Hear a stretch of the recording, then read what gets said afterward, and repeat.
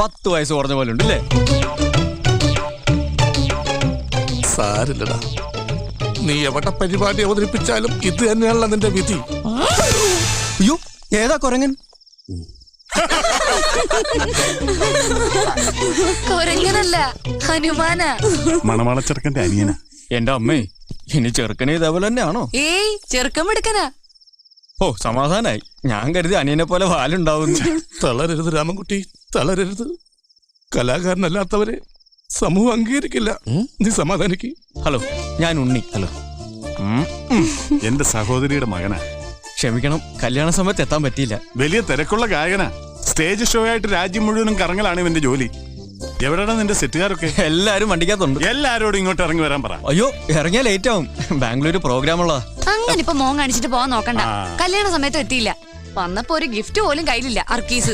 നിന്നെ അങ്ങനെ